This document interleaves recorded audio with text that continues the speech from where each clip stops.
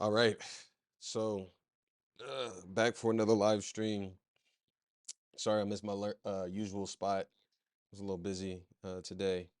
But, with that said, I have some new news, some new things that are coming together. So, local LLM building Ollama.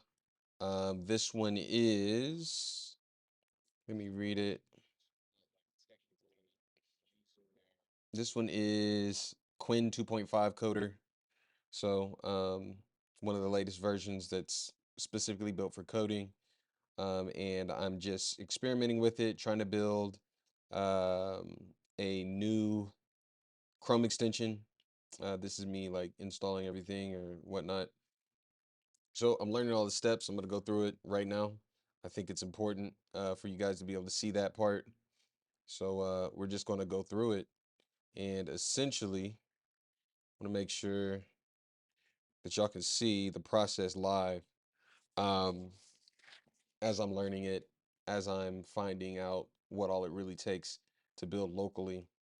So where I'm taking this, just so everyone knows, kind of calling my shot ahead of time. I wish I was doing this with the blue highlighted text back when it was just a blog. Essentially, I'm going to be able to build Chrome extensions, apps specific to the client, to the company, build the LLM specific to the company so that they can have sensitive documents, stuff that they don't want to get outside of their work space, so to speak, and be able to safely share it with a large language model.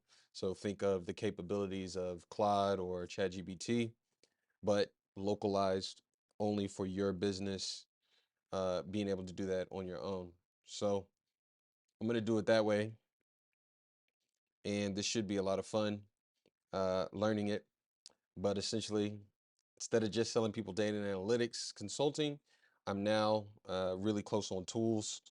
Have a big talk tomorrow and then Friday as well about tooling.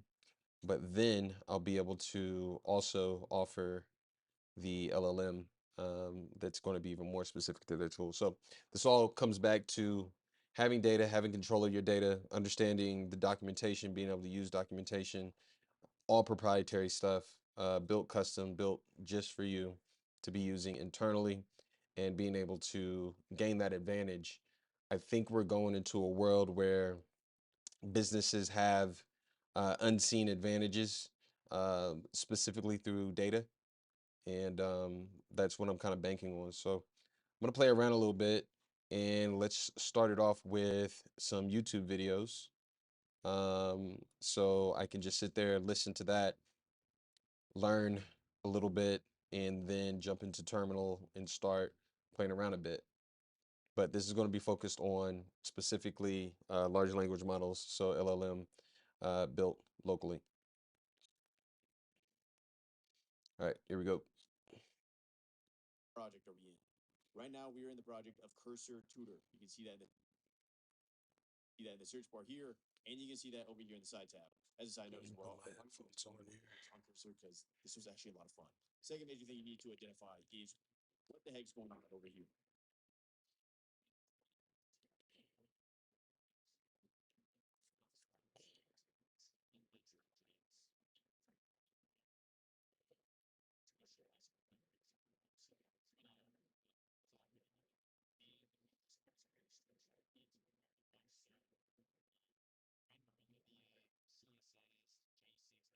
One second.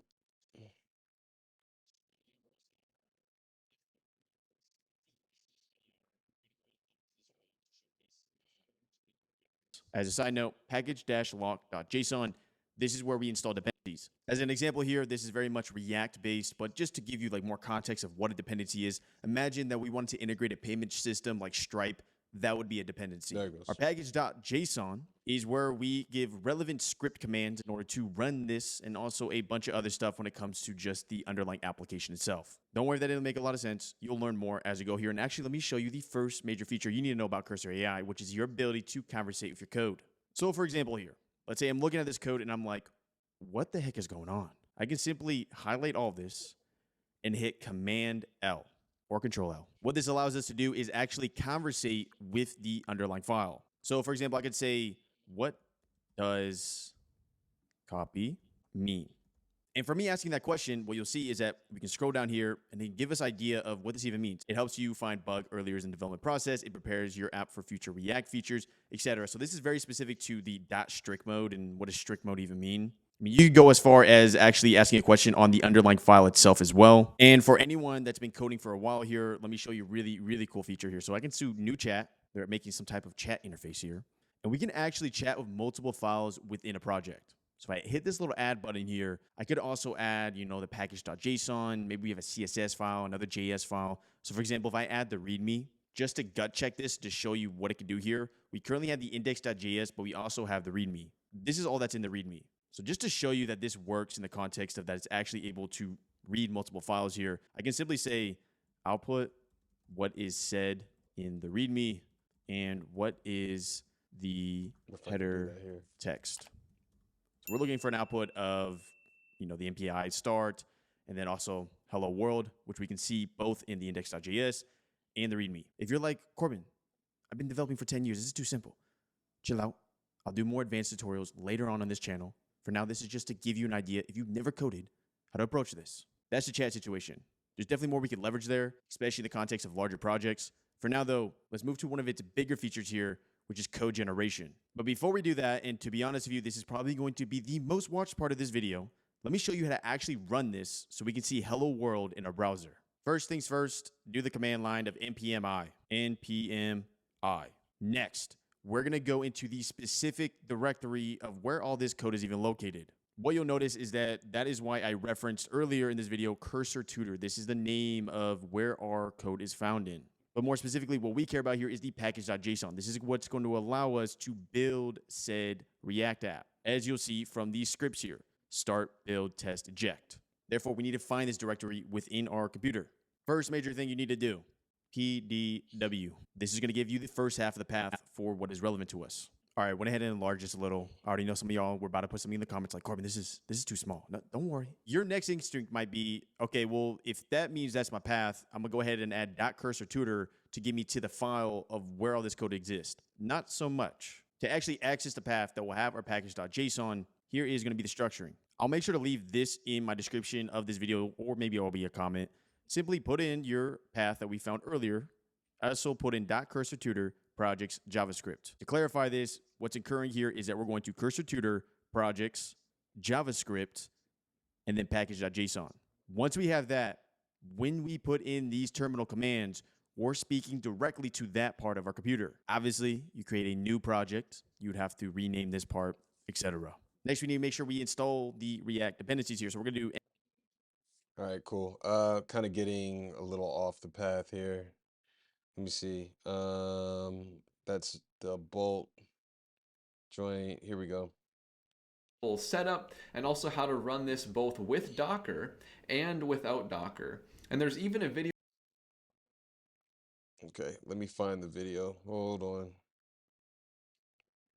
There's a lot going on. I think it's the Ollama course. Pretty sure this is where I'm at. Yes, it is. This is a free course available here on this YouTube channel that will teach you everything you need to know about working with Ollama to help make you an Ollama pro. In the video so far, we looked at an overview of how to work with Ollama, and then a look at how to install Ollama on Windows and on Linux and on Mac. And finally, we looked at how to find models to use on Ollama.com. In this video, we're going to look at all the options available when using the main interface for Ollama, the command line interface. So we know from the installation video that after installation, the way to run Ollama with a model is the command Ollama run and the model name. But let's look at what else we can do. First, let's get the list of all commands. Ollama-h or Ollama-help gets us the list of all the commands. So here we see all our options. Right up at the top is serve. Now normally, in most cases, you should never use this command interactively in a terminal. let's see, Ollama dash dash help. So let's just kind of jump into some of this. I don't want to get too deep into the hypothetical world. Just kind of want to show you guys how I approach this in reality. And a lot of times, I'll get back to this. What I've learned is you have to, this is how I have to work with this tool right now. It doesn't have a clean interface like ChatGPT where there's the chat and it looks a certain way. But I definitely have a tool that'll allow that to happen, and it's called Open Web UI. I just got to figure out how to install it and how to use it. So I'm looking at GitHub right now. If I go back, I'm doing a lot right now, y'all. So bear with me. So this is the GitHub repository for it. And just navigating this, right? I'm not a developer. Remember, I am not a developer, just like you aren't. If you're watching this, maybe. So you're getting to see the beginning of this part of the journey. I'm still building tools. I'm still able to put things together, even without knowing everything that these tools do. That's the beauty of it, is I can still build something like this with, limited functionality, obviously. But what I've learned is Claude is actually way better at creating all the files for um, Chrome extensions. So this is going to be a little bit easier. Launch Analytics that you can see right there was created on Claude. So, and then Organize Automation, which I'm going to show you guys a version of it that is usable and ready. I'll do that a little bit later, but essentially it doesn't scare me anymore. I'm not really afraid of this idea of, hey, I don't really know what it is I'm looking at or how to use it, but instead, it's more about orchestrating these tools so that you can get the most from them. So, with all that said, let me hop back over. Instead, let Ollama run the serve command automatically as a service. When Ollama installs, it sets up a service to run in the background. And that's what's actually running all the generations with different models. If you stop the service after using it for a while and then try to run Ollama Serve interactively, you'll notice that all your models are gone. The reason is that on Windows and Linux, it's a different user running the service, and when you run Ollama Serve, the models will be located in a different place. On Mac, it's a little different, and both the service and the terminal will be run as you, but if you run Ollama Serve at the terminal, you have to have that terminal running at all times, even when you want to run some third-party tool. That said, it can be helpful to run Ollama Serve yourself if you're experimenting with the different environment variables. This way you can set the environment variable on the same line as executing Ollama Serve. Once you're done with that experiment, you should set them the correct way for your platform, as shown in the documentation. Okay, back to Ollama-H, and we see the next command is Ollama Create. This is the command used to create new models to be used with Ollama. In Ollama, a model is a combination of a large GGUF model weights file, as well as a template, system prompt, and maybe more. The simplest way to create a new model is to use a new system prompt, or maybe adjust the context size, like we did in the previous video in this course. So create a new model file. I'll create one based on Llama 3.1. So from Llama 3.1. It's worth noting that the model file is not case sensitive. We usually capitalize the directives in the file just to make it easier to read. Then on the next line, enter system. When you enter multi-line text in a model file, start and end with 3 double quotes. Now enter your prompt. You are the Swedish chef in the classic Muppet series. You remember this guy? You answer every question incomprehensibly, and you often use the phrase "Mort." Now back at the command line, you can run Ollama create swede-f./model file, and it'll create the new model. Now run Ollama run swede and ask about a black hole. And that is probably how the Swedish chef would answer. You can also create a model from a new model weights file you download from Hugging Face. This can be a GGUF file converted and quantized by someone else, or even, in some cases, the safe tensors files. Let's take a look at how that is done. So I found this model weights repo on Hugging Face called Peach9b8k roleplay. And I can see that according to the config.json file, its architecture is Llama for causal LM. And up here at the top, it says it's safe tensors. Okay, so I'll download the repo. I like to use a tool called Hugging Face Downloader that you can find on GitHub. Just cloning the repo always either fails for me or just takes a long time. Then go to the new directory and create a new model file. In there, I set from to the current directory, system to the default system prompt from their example. And I found a template to use from the Yi model on Ollama that this is a fine tune of. And I also have a stop word set of IM-end because I was running into problems when I first tried it. Now, Ollama create peach-f./model file -q q4_0, and it'll convert the safe tensors to GGUF and quantize it to use 4-bit weights. When it's done, you can run Ollama run peach and start to work with the model. Now, this model isn't all that interesting, but I just wanted to show that it's possible. Apparently, this process only works with safe tensors that are using Llama, Mistral, and Gemma architectures. Creating models from safe tensor files is pretty cool. If you want to learn more cool stuff like this, consider liking this video and subscribing to this channel. I post more videos from this free Ollama course every Tuesday, and I also post more in-depth videos on Thursdays. So if you subscribe, you'll learn more about the videos as they come out. Next in our list is Show, Ollama Show Peach. And we can see some high-level configs for our new Peach model. For instance, I can see the max context size supported. Run Ollama Show-H to see what details we can see. We can read the license for the model file, the parameters, the system prompt, or the template. Next is Run. We already have used this a lot because it's what runs the model, so we can do a generation. So Ollama run in the model name. You can also specify -- format JSON to instruct the model to output as a JSON blob. -- keep alive is pretty useful to force a model to unload or load for a specific amount of time. And verbose is pretty useful to see how long things take. Now, in order to run a model, we need to have it stored locally. If you run the command Ollama run in the model name, then Ollama will automatically pull the model. But if you use the API, then it won't. You need to pull it first.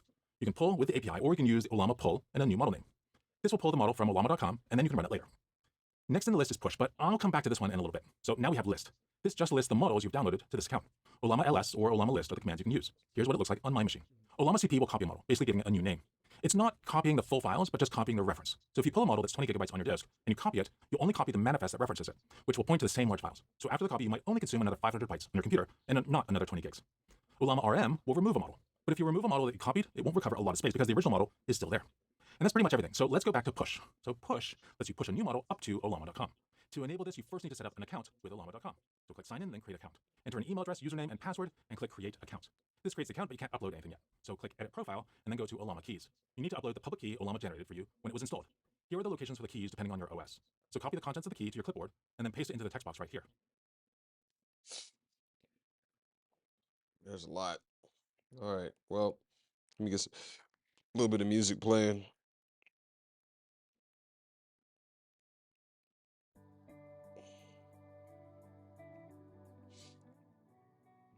I like to have this in the background while I'm doing my thing. Although this is an ED25519 key, it's not the same as an SSH key. Don't generate your own key with SSH and upload it because it's not going to work. After adding it, you'll be able to upload models. There's no login process for the Ollama CLI, it just uses the private and public keys to ensure it really is you. But to push, your model needs to have a name that starts with your username, then slash, then the name you chose to give it. My username is the letter M. The minimum length for all usernames is 3 characters, I believe. There is a single exception, and that's me. I was the first person to upload a model and the first to create a username, and then they realized it's probably a bad idea, and all other usernames must be longer. Even the founders of the project have longer usernames. So maybe earlier, you created a model like I did called Peach. So run Ollama CP Peach M/Peach, using, of course, your username and not mine. Then you can run Ollama push M/Peach, and again, using your username. This may take a little while to upload. Now you can go to ollama.com/your username, and you'll see all of your models. So that's pretty cool, right? And that is all the stuff. So one of the things I realized also is, I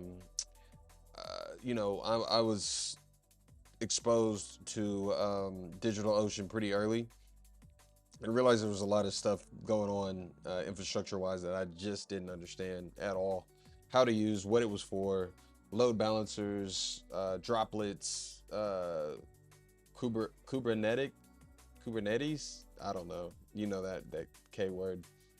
There was a lot of stuff that I just didn't understand, still don't. And now I'm realizing that I can use a cloud server or a cloud computer of sorts, just in general, to run a large language model off of. So even though I'm running it locally here, I could technically run it locally on a VPS, virtual private server. It's I like exploring those possibilities. I think the honest truth is it makes all this the more interesting when you start to realize how big and how vast the creativity can get. If you needed it, sometimes it's overkill, but a lot of times I end up working with tools and doing these little experiments every other day just to see what's out there, just to start to understand that there's these things start to fire a certain way and rewire how you think about building things. Or, hey, I'm a developer, I'm developing tools, I'm making these things happen. I could develop a tool that helps me develop tools. I could build a tool that allows me to quickly build Chrome extensions. I could build tools that allow me to quickly whip up local LLMs. It's pretty endless on the possibilities.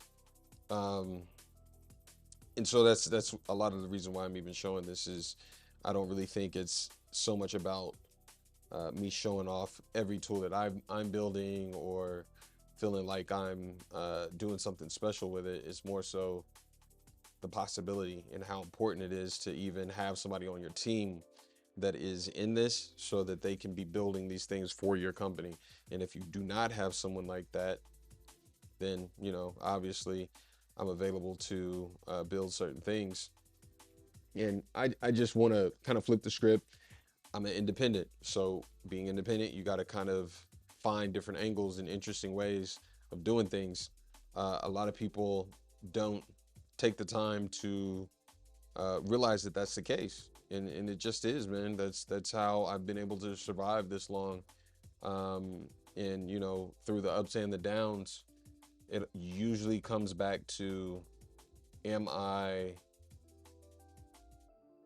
doing enough in the realm of making myself unmistakable when it comes to, hey, this is valuable. Hey, I need somebody who can do this.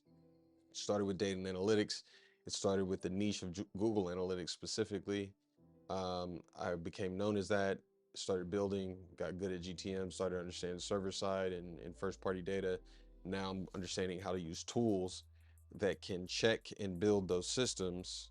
And then nextly, there's going to be tools that are internal that can interact with the other tools that I'm building so that you can see and understand the system in layman's terms with natural language. Again, natural language being pretty Stuff much you can do the from the Ollama command line cornerstone. interface. I'll be covering some of the third-party GUIs in the future that do a lot of the same things in different ways, and I've already used most of them, but none can do the basic stuff as easily or as efficient as the CLI. Now, I want you to watch out for the next video in the course, coming out soon, on what you need to know to be able to use a third-party front end. Thanks so much for watching, and until then, I hope you have a great time making AI part of your life using Ollama. Goodbye. Take a look at these 3 paragraphs. I've just asked a question to a few different variations of Llama 3.1 using Ollama. The question was, describe a black hole in a single paragraph. What do you notice is different about these 3 answers? Can you figure out which one is from an FP16 variant versus a 2-bit quantization? Is it obvious? Welcome back to the Ollama course. This is a free course available here on this YouTube channel that'll teach you everything you need to know about how to use Ollama to run artificial intelligence models locally on your laptop, on your computer, or even on an instance that you own up in the cloud. So far in this course, we've mostly covered how to use the basic functionality of Ollama and how to find models. In this lesson, we're going to look at what the different quantizations available are for most models and then compare them. If you look at the Discord for Ollama, you're going to find lots of people that say that 4-bit quantization of any model is useless. There may be times where 4-bit quantization of a model isn't as useful as larger versions of that same model, but in most cases, it's probably going to be more than adequate for most of your needs. But I don't want you to take my word for it. I'd like to show you how the different quantization options perform for the same model. To do this, I created a simple program that lets you pick a model that you've downloaded and then enter in a prompt. Then it will try that prompt for each of the quantizations of that model that you've downloaded. It's also worth noting that most times you ask something of a model, you may get a different answer. So if you're trying to assess any model, you really should ask the same question multiple times. In my tool, I'm asking 5 times for each quant, but there's a variable near the top where you can change it. You can find the code for this program if you visit my repo on GitHub. That's github.com/technoevangelist. Then look for the video projects repo. In there, you should find 2024-0820 quant tester. I use Bun to run this, and you can find the setup procedure at bun.sh. Bun is a super fast runtime and ecosystem for TypeScript. To run this, you should grab a few quantization variants of the model you want to try. So I'm using Llama 3.1, so visit ollama.com/library/llama3.1. Then click on tags. We want the 8B instruct model, so I'll start with the q2_k quant. Click the link, then you'll find the command to run it. Copy that. Now paste that into the terminal. Optionally, you can change run to pull or just quit out of Ollama when it's done downloading. Then do the same for the Q4 and FP16 and any other quants you want to try. If you already have the models, you should regularly repull the models to get the latest versions. I use the fish shell on a Mac, so I run this command every now and then, which lists the Ollama models, grabs the names, passes that to an echo command, and then pulls that model. I use one of the models to generate that command, so if it doesn't work for you, paste the command into the prompt for a model and tell it that this works on fish shell on a Mac, but you have bash on Arch, or whatever you have, and it'll probably output the fix. Let's start with my example from the beginning, and here were the 3 answers that I highlighted. One was generated in about 2 seconds, another in 3, and another in 10. The 2-second answer used a 2-bit quantization. It feels like pure magic that even works. The 3-second answer used a 4-bit quantization, and the 10-second answer used the 16-bit floating point weights. Which is which? Is one of the answers 5 times better than the other? Or 3 times better to justify the time? Sure, 10 seconds isn't a lot of time, but if you ask the model a lot of questions, then that time adds up. Maybe with all 3 of them shown and with a tag displayed next to them, I could justify that the FP16 model gave a better answer, but just looking at the text without a label, I doubt anyone could say that the Q2 model is a Q2 model. I would say that all the answers are equally valid in different ways, and if I could only use one question to judge which model to use, I would always go with the fastest one. Now, how about if we change our prompt to the classic logic problem about 3 killers in a room? It's a terrible question to judge models with because models suck at this. It's like giving a model a math equation expecting it to answer. Use Wolfram for that. Stick to the stuff that models are really good at and are designed for. But in this case, the FP16 model did marginally better than the Q4 model, which was a lot better than Q2. And I tried both questions with the 70B model too. Let me check something, man.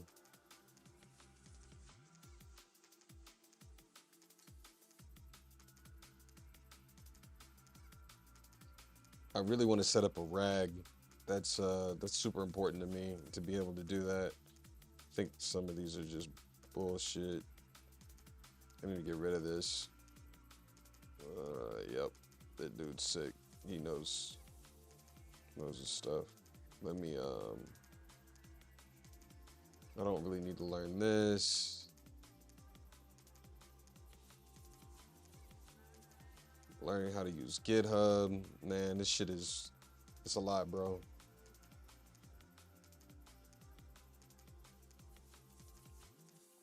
Let me shoot this over to my buddy.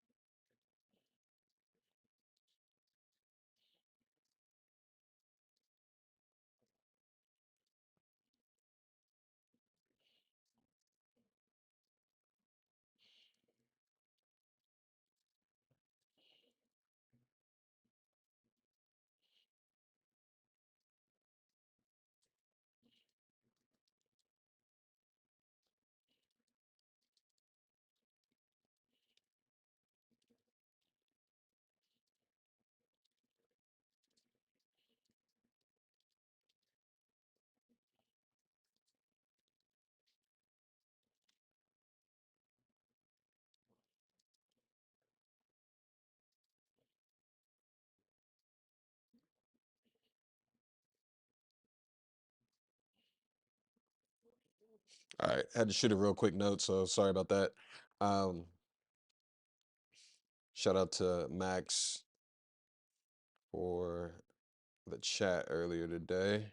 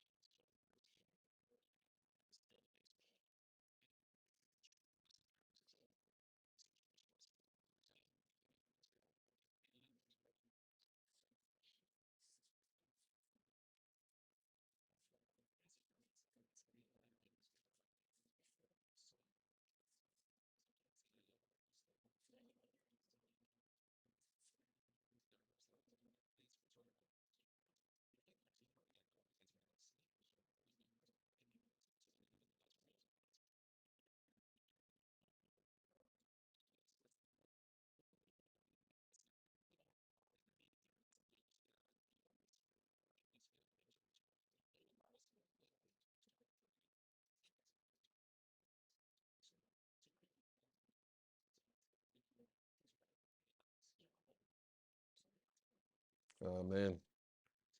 Available here on this YouTube channel that'll teach you everything you need to know about how to use Ollama to run artificial intelligence models locally on your laptop, on your computer, or even on an instance way up there in the cloud. So far in this course, we've mostly covered how to use the basic functionality of Ollama and how to find models, as well as the fact that size doesn't always matter.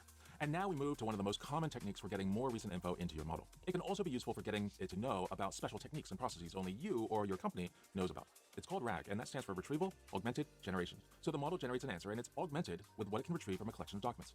But there are a few steps you need to do to prepare for the prompt. First, consider the type of documents that you're going to be working with. The best types are documents you can get the pure text from, without any obfuscation. PDF was created to make it easier to print a document on a printer without having to worry about fonts downloaded to your printer. Yeah, a long time ago, we had to buy printers with fonts loaded on them, and you could load more as well. And the only fonts it could print were the ones the printer actually knew about. PDF was pretty revolutionary, making it easier to get a printed page that looks exactly the same as what's on the screen. Getting readable, sensible text out of it for a computer has never been the goal of PDF, and sometimes the format is used to ensure that that cannot happen. So if you're working with PDF, then take a few extra minutes to get access to the source document. In 99% of the cases that I've seen, the source text is always available, though it sometimes requires an email to the author or publisher. You probably don't want to go through the hassle, but getting clean text from the document is often even more of a hassle. But if you are in that 1%, and you probably aren't, but if you are, there are some tools that do a fair job at attempting to get clean text out of the PDF. Tools like PyPDF or PyMuPDF and others can do a decent job on some docs, but fail to get good clean text on many others until you tweak them for each document. In fact, PyMuPDF's docs say that it's the PDF author's responsibility to make it easier for PyMuPDF to work, which seems like a bit of a cop-out. The reason all of this is important is that if you get text that is jumbled up, you aren't going to get great results from your RAG system. Now you might wonder how so many tools out there get it right with various tools. Well, sometimes they get lucky, and sometimes they don't, because PDF is hard. But let's assume that you've loaded up a doc and gotten the text out of it. Now we need to store that content somewhere. But we can't store it as one contiguous stream of text. There are a few reasons for this. The first is context size. Even if the document fits in the context, having a conversation with the document may fill the context later on. And if most of the document doesn't help answer the question, why even include it? Second, sending too much data to the model regardless of the context size can confuse it. Not everyone is a great writer. And if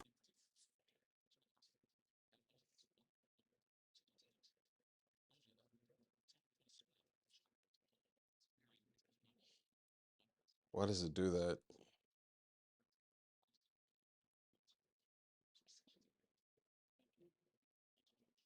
So now let's say we have our chunks of text. We need a way to find the most relevant chunks of text depending on our prompt. This is where embeddings come in. Embeddings are a numerical representation of our text. We pass the chunk of text through a special embedding model, and that figures out the semantic meaning of the text, which is represented by a vector in a space with many dimensions. Exactly how many dimensions depends on the model. All text that is embedded will end up being a vector of a certain length. Different embedding models produce vectors of different lengths. So if you change the embedding model later on, you need to re-embed all the chunks in your system. The magic of embedding is that if the vectors are the same length, then it's mathematically very easy to compare them and find the chunks closest to the meaning of the original prompt. There are a few algorithms used for this comparison, and depending on how you store the chunks, you may have more or fewer choices. So how do you store the chunks? Well, you could store them in a JSON file on your system, or as separate files. But as soon as you get into the thousands of chunks, you run into scalability issues. It's going to be far more efficient to store them in what's called a vector database. There are a lot of options here. Last I saw, there were 50 plus, with some of the most popular being Chroma, or Pinecone, or Milvus, or even add-ons to your favorite relational databases like Postgres. So at this point, you have a vector store with chunks stored in it. For each chunk, you have the embedding stored, but you also need to store the source text. The reason for this is that we need to use the embedding to find the most similar text, and then we need to provide the raw text to the model in the prompt. Now, it is possible to recreate the text from the embedding most of the time, but it's just more efficient if you store the text with the chunk.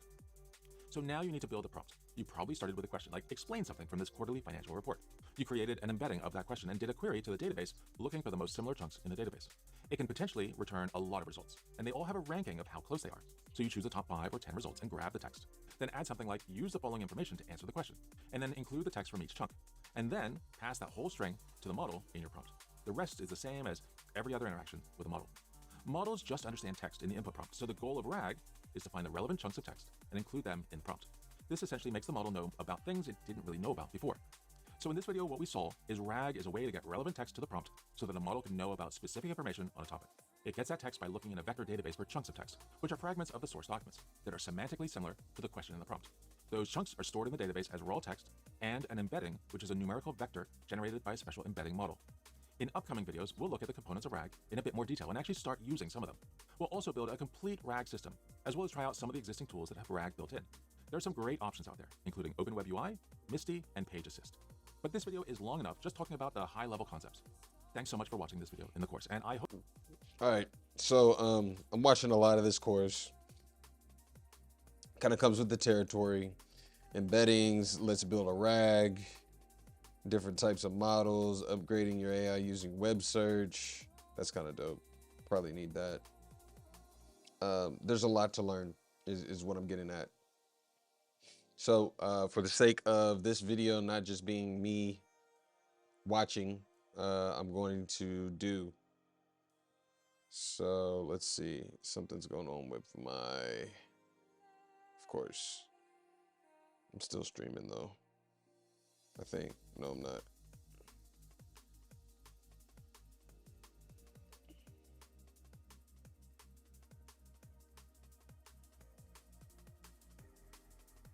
Yeah, I'm still streaming. I'm just not recording. Okay, that's fine. No biggie.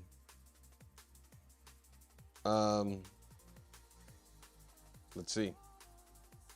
That's there. I can't do that yet. So we're gonna do this whole thing.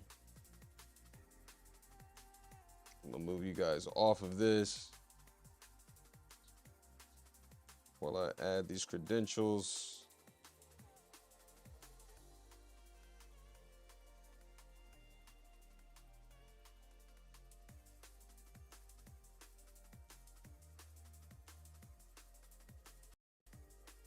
Create an account real quick.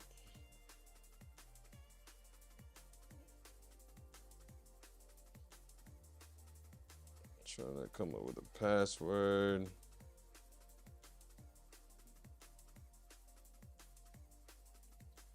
It's a lot, you know, what I've learned about kind of going for approaches that will like put me in a different spot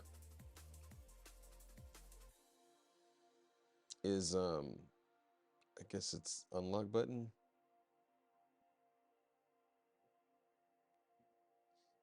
The fuck is this, man?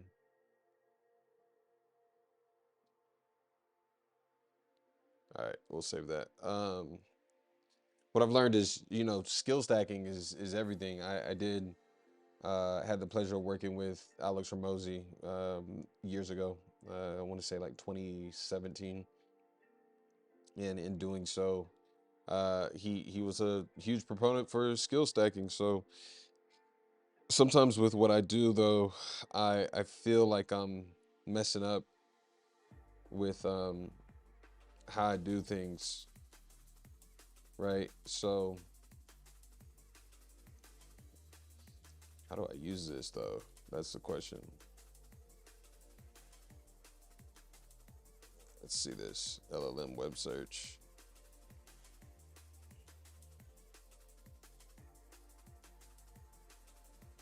Wait a minute.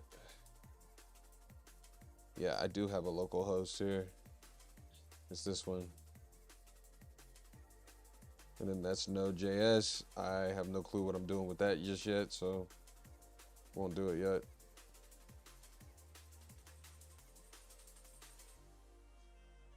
Okay.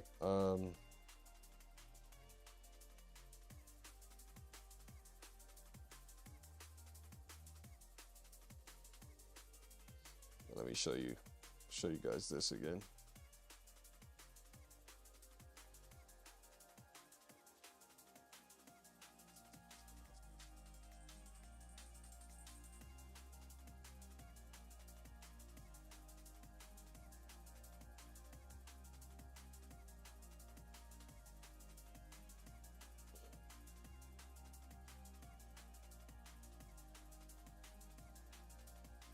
Okay. Now I'm just scrolling. So Open Web UI, from my understanding, is about being able to, let's go, quick start guide.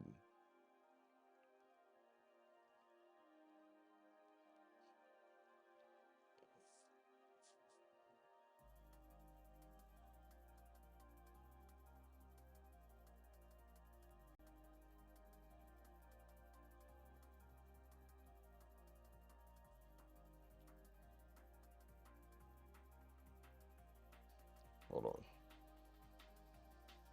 One moment.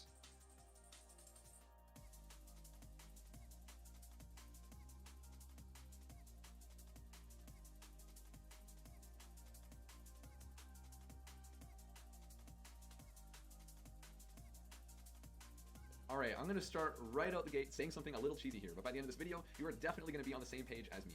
Yesterday, November 11th, 2024, marks one of the biggest days for AI this entire year, and I know that is saying a lot, trust me. But after my initial testing of what I'm about to show you now, I sincerely mean it. I have not been this excited about anything in the AI space for a couple of months now, except for AutoDev, of course. But yesterday, a new version of my favorite open source large language model, Qwen, was released, and it is Qwen 2.5 Coder 32B. I found out that Qwen 2.5 Coder 32B was released last night, right before I was about to go to bed. And I literally got up, went to my office, booted up my computer again, downloaded the model, and started testing it out with a bunch of different things, including AutoDev, our bolt-on fork, and some of my AI agents. And let me tell you, it literally felt like I was in a fever dream. I had to slap myself to make sure I was actually awake because the results were that insane. And I had to go look at my code and make sure it wasn't actually using O1 behind the scenes. The results with Qwen 2.5 Coder 32B were that good. Now I know that you might think that I'm exaggerating, that this is too good to be true, but don't just take my word for it. Allow me to demonstrate to you how well this model works with both AutoDev and an AI agent that I created specifically to push the limits of AI to test new LLMs like this. And the best part is I'm running Qwen 2.5 Coder 32B entirely locally, so I'm paying nothing for it, and you don't have to either. Super exciting stuff, so let's go ahead and dive right into it. All right, so before we dive into testing Qwen 2.5 Coder 32B, a lot of you for these kind of videos have asked me to go over how to pull these models, hardware requirements, and then some considerations as well if you don't have the beefiest computer. So I'm going to cover that right now. First of all, my recommended way to use local large language models is with Ollama. So you just go to ollama.com, click on this nice big download button here, and then you'll have it already ready to go, ready to pull any model in their library. And so I'll have a link in the description for this, but you want to go to the Qwen 2.5 Coder page for Ollama, and they'll give you the command right here that you can just copy to pull and run Qwen 2.5 Coder 32B. And you can select other variations as well here, like the 7 billion parameter one that's been out for a while, and now they recently released a lot of other ones like 14B and 32B. So 14 billion parameters. This model I haven't tested myself yet, but this is going to be a really good option as well. If you don't have the beefiest machine, you can run this instead if 32 billion parameters is just too large. I would highly recommend, if you're going to run the 32 billion parameter model, that you have at least a 3090 graphics card from NVIDIA.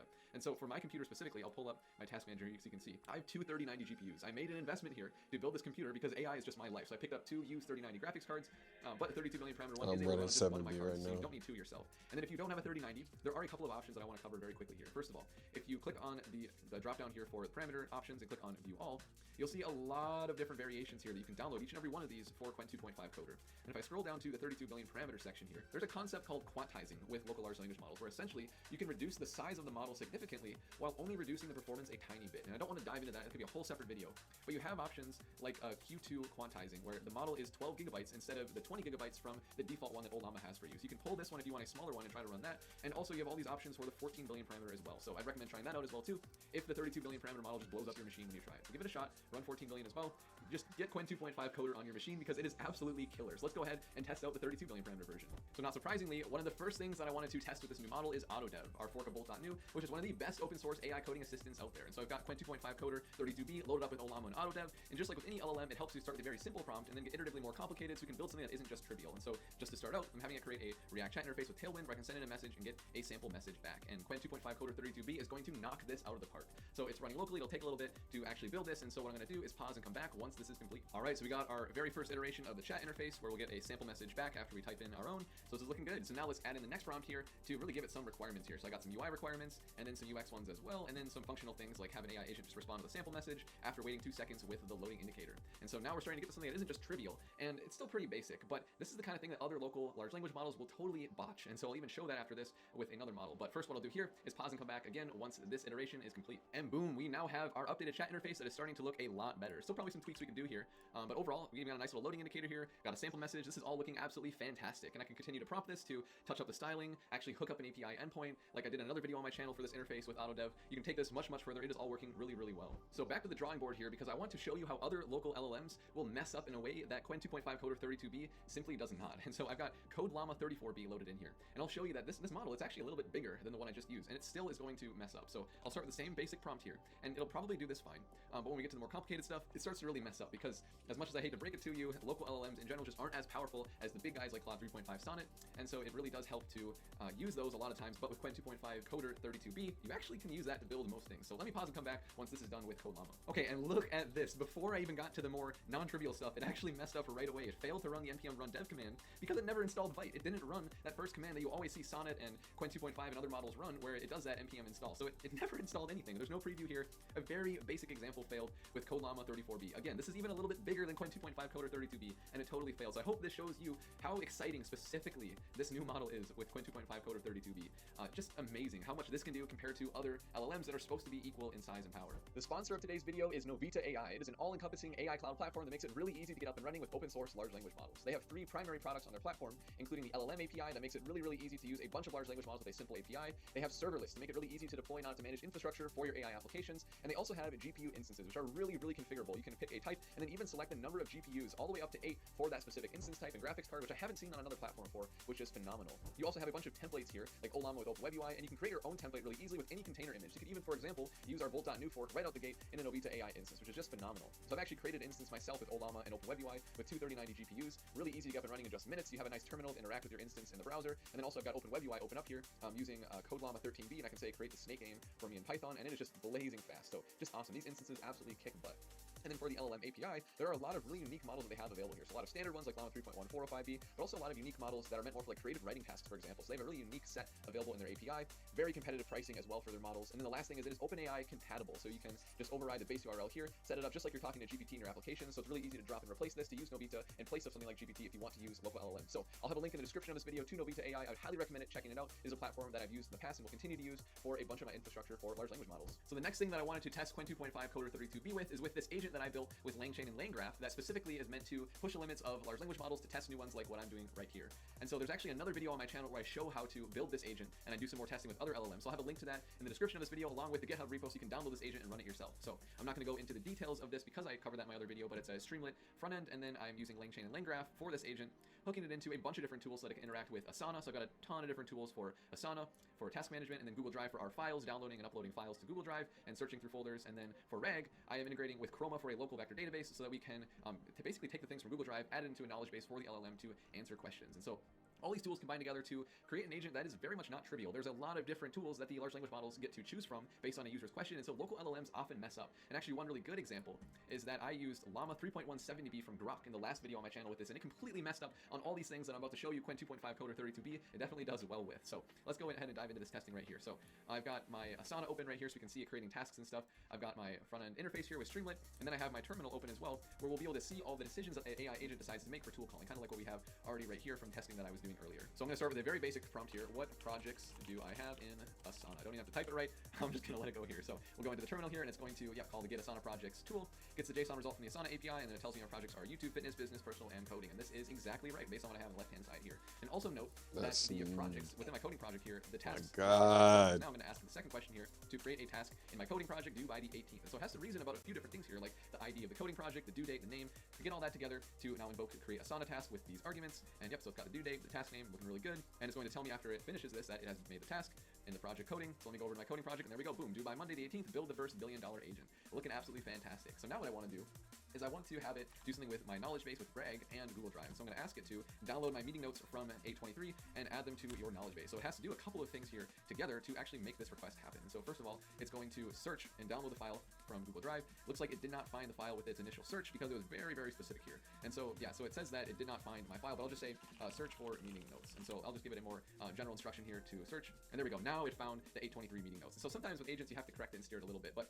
it's still looking really, really good. So now that it has found the file, it needs to download it and actually add it to the knowledge base. And so let's see what it is able to do here. It's clocking a little bit. It's really thinking hard. So I'm going to give it a second here. All right, it decided to download the right file. This is looking really, really good. And now it needs to add it into its knowledge base. And there we go. Yep, successfully added the file to the knowledge base. Looking absolutely fantastic. And now it says it has been downloaded and added to the knowledge base. Absolutely fantastic. And so now I can ask it, what are the action items from the 823 meeting notes? And I actually made it so that the only way to access this file is through the vector database. So it can't just search the file directly. It has to perform RAG. And so let's go back to the terminal here. Yep, it queried the documents or the action items from the 823 meeting notes. And then we have our source of this file that we just downloaded. And we got these meeting notes. And let's go back over. So discuss the latest and greatest headphones, figure out how to use AI to get rich, bake 13 cookies, and mow the lawn. I know this is really, really silly, but this actually matches exactly what we have in the file. I can even show this here. If I go back to my file right here in my data, I have this document file that it downloaded from Google Drive, and sure enough, these are the action items that we have. So this is working super, super well. Llama 3.170b would have broken a long, long time ago. So absolutely fantastic, and still a pretty basic AI agent. There's a lot of questions I could ask it to do some more complicated things. But you can see here that it worked really, really well with all my different services. Other local large language models would have failed miserably, even with like creating tasks in Asana. And so taking it even further to downloading things from Google Drive,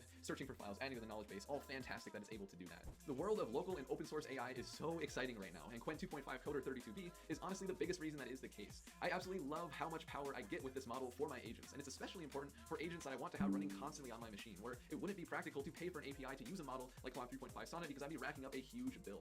I hope that through this video you can see, at least at a high level, how powerful these local LLMs can be. It is just so incredibly exciting to me how quickly the gap is diminishing between the massive closed source models like O1 and Sonnet and local LLMs like Qwen 2.5 that you can run yourself for free. If you appreciated this content, I would really appreciate a like and a That in dude's a long time. And the putting first out some time really my good shit, man. account has been monetized, so I just haven't looked into that, but I certainly will. So thank you for pointing that out. Then let's see, a couple questions. I don't need that right now.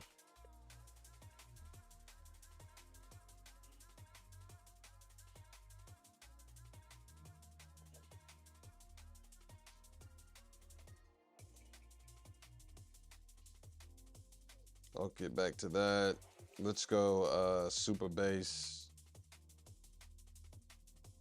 Not that one.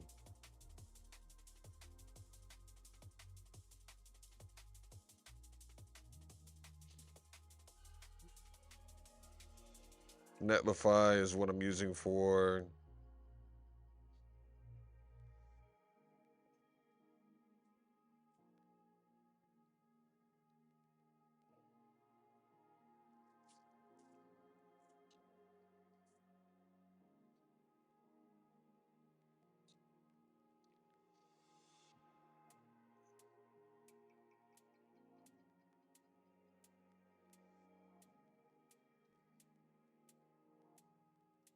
here we go.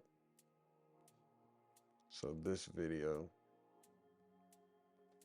Video on my channel that I'll link right here. Recently, we as a community started AutoDev, a fork of Bolt.new that aims to implement a bunch of much needed features, including being able to use any large language model, like local ones with Ollama. Bolt.new itself only supports using one LLM, Claude 3.5 Sonnet, but so many people want to use local LLMs, especially because with them, you never have to pay a dime or hit those nasty rate limits ever again. And that's why adding the ability to use other large language models is the first thing that I added to AutoDev. And today, I'm gonna give you some tips and tricks for using local LLMs to build your full applications for you. And together, we'll build an application within AutoDev using a local LLM to chat with an AI agent that I have built in N8N. And the best part is, we're gonna be using a smaller model, Qwen 2.5 Coder 7B, to create this full application. And it actually does really, really well. And this kind of smaller model can really be run on almost any computer. To go along with this Sunday, November 10th at 7 p.m. Central Time, I will be doing a live stream on my YouTube channel. I'm super pumped for this, and the reason I'm mentioning this here is because I'm going to take the application that I'm about to show you how to build with Qwen 2.5 Coder and take it to the extreme by building it with 25 different LLMs. You heard that right, 25 different large language models, 10 of them through APIs, and then 15 of them that I've installed on my computer with Ollama, so I can see what kind of power I can really get with unlimited usage for free on my machine. I am not going to sugarcoat the fact that you still will generally get the best performance with massive closed source models like Claude 3.5 Sonnet and GPT-4o, but hitting those nasty rate limits sucks, and so I really want to test out other LLMs for you, especially local ones, to see what kind of power we can get. And so this video is in a sense a teaser for my live stream on Sunday, where I'll be doing that with a bunch of different models. But I also do want to take the time right now to give you some very key tips and tricks for getting the most out of your LLMs and working with AutoDev, and really just Bolt.new and other AI coding assistants in general. So let's go ahead and dive right into it. All right, so here we are in the README for AutoDev. Now this tutorial that I'm about to show you with using local LLMs and tips and tricks for that assumes that you already have AutoDev up and running on your machine. If you don't yet, this README, which I'll have a link to in the description of this video, has very good instructions on the full setup and also how to run this both with Docker and without Docker. And there's even a video on my channel that I'll link right here where I show how to get everything up and running with Docker, including installing Ollama and getting your local LLMs on your machine with that. And so definitely check that out. That's what I need to do. I gotta learn how to run Docker. Oh man, all this shenanigan. But I'm not the only one. There's a lot of people who are going through the same exact issue.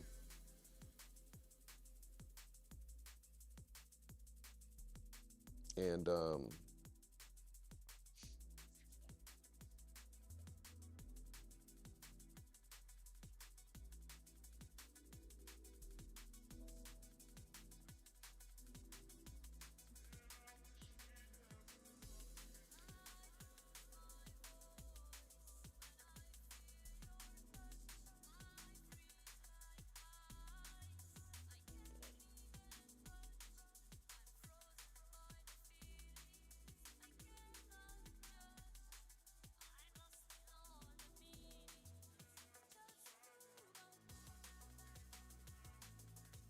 let me flip.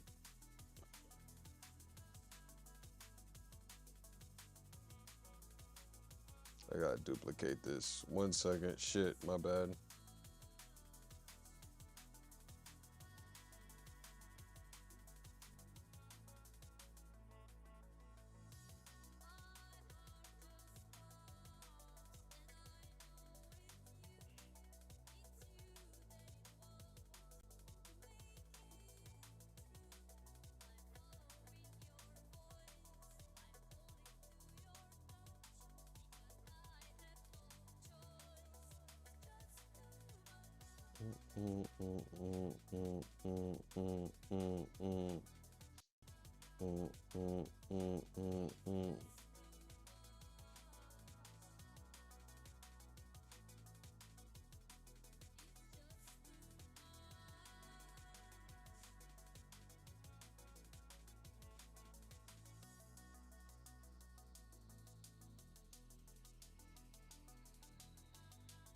All right, so looks like that. All right, so gotta read. Let's see.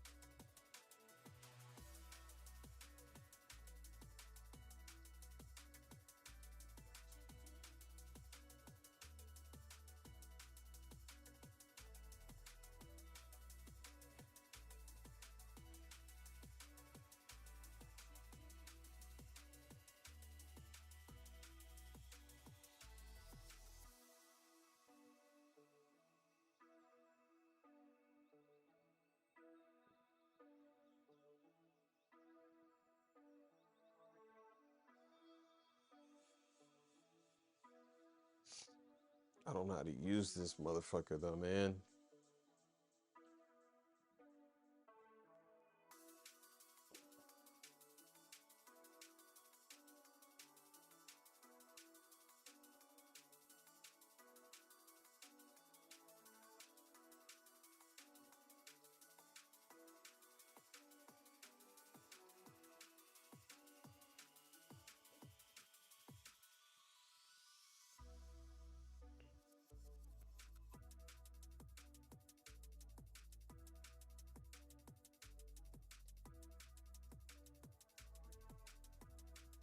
Dude, there's so much. Oh my gosh. All right, let me reel it in.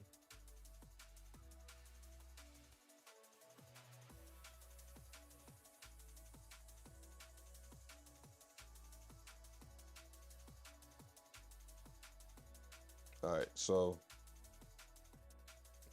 I found this. Let me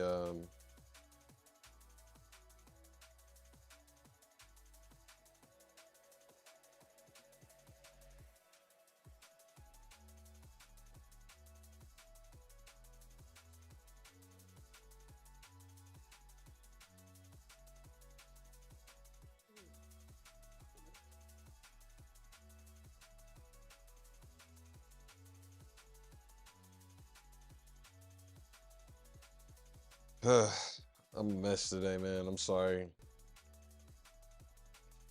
So I've got everything I need right here. Um, the entire build out is here. I just got to figure out how to use it now. I got all the worker, the fork, everything, the Docker file, etc., etc. So okay, I'm gonna get this. I don't know how long it's gonna take, or you know, but I'm about to get it. I'm also considering getting a Mac Mini, just so that I can do more locally, without weighing down my laptop so much. I'm really putting this laptop through hell. It's old too. It's 3 years old now, so a lot that goes into this stuff, man. And it's not that I have to do it or have to go this deep. I want to. New challenges excite me, and also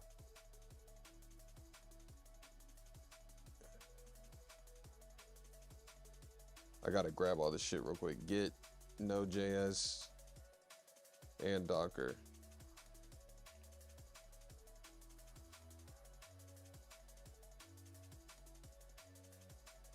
I don't know how to do that yet.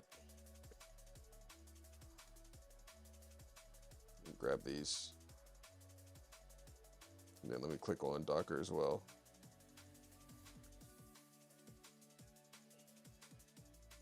Just, this is hard for me. Imagine some 50-year-old business exec or something, they're definitely not going to be down to figure this all out.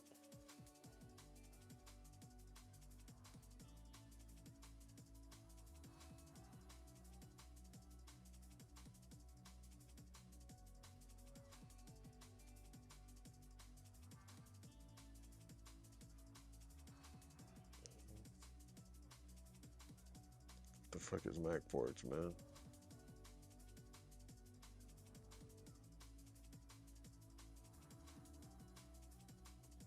This is like learning a brand new freaking language, dude.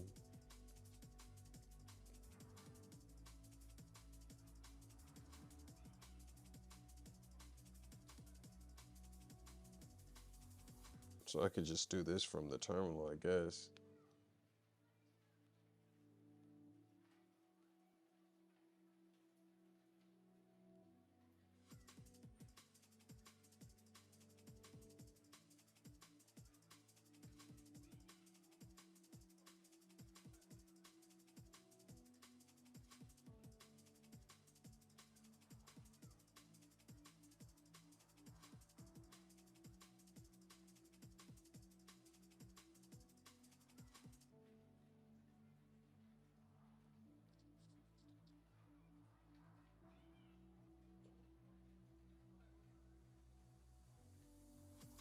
What a freaking pain.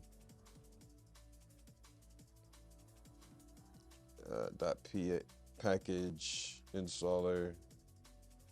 Where's it at?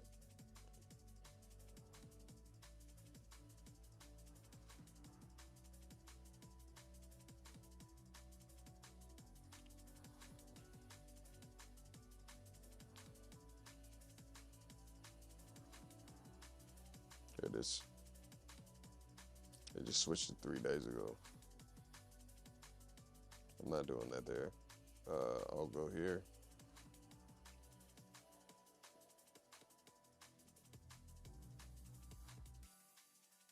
Yeah, that's cool. Okay, so now I'm just gonna install like an app. Perfect. It's easier for me.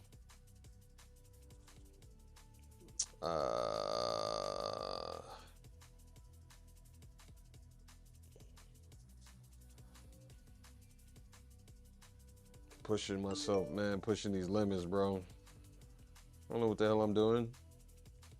I have no clue. I'm doing all this just to have a shot at where's homebrew at? All right, so this should be under like apps then. So let me just open up a new finder. Here we go. I'm doing all this just so I can get what I want, right? And that part is kind of trippy at times. Because what I really want is the ability to build more and faster than anybody else around me when it comes to this particular space.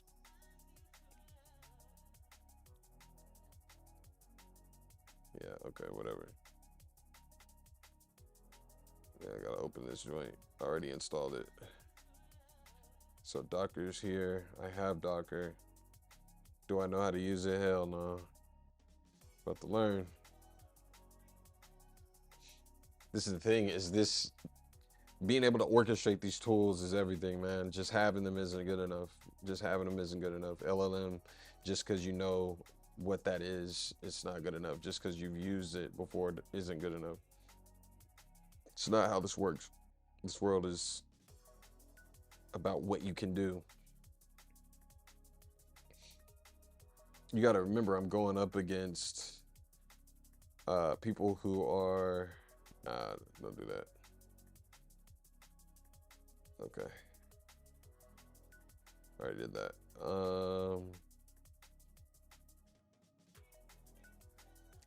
I'm not going to call myself a data scientist yet. We'll just do this.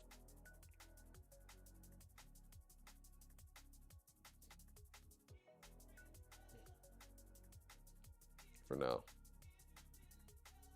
Oh, nice. They're going to explain this. Beautiful.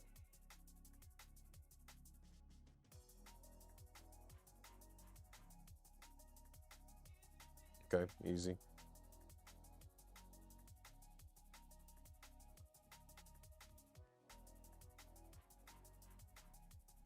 Yeah, I do want to see that.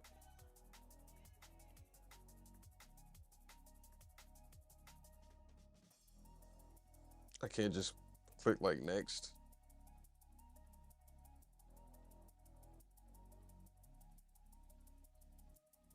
Okay, I'll get into that in a bit. Let me make sure that I have, I gotta go past the line here. Let me figure out what's going on with Homebrew.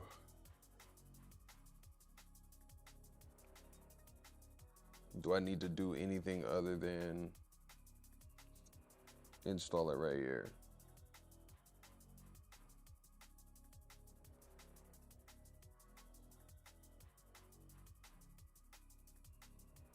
I feel like we're good.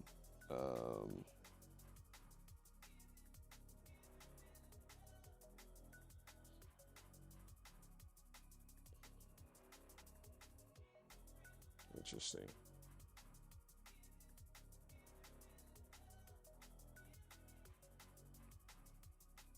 Where does it live once I've installed it though, bro?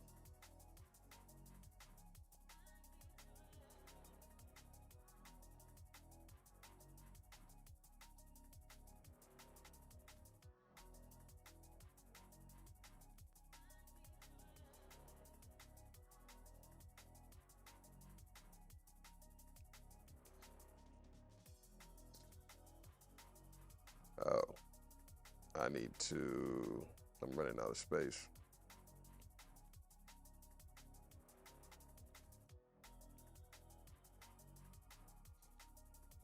All right, so I need to solve that problem now. Holy shit. What a stream. Okay, so I know where I need to pick up. I'm probably going to do some stuff off camera, obviously, and kind of clean up um, my local storage so that I can make room for running these local models and all the tooling that I need in order to do that. It's hard. It's hard for me. So, and I'm somewhat technical. So the average person is going to be hard for. So that means that there is a viable business case for being able to build this and do this on behalf of large companies that don't want to deal with getting this set up. Not just large companies, smaller companies that want the solution. And if I own the solution, they're not going to say, hey, can my team copy this? They're going to say, they might say that actually, but they're likely to just be like, hey, I need that tomorrow. I don't want to deal with all the R&D. If they need something quickly, if they need speed, then they, obviously pay. So you got to make sure that it's that I can put together a tool that's going to be worth the payment in either savings or creating revenue through having the tool. So anyways, that's where we're at with this one.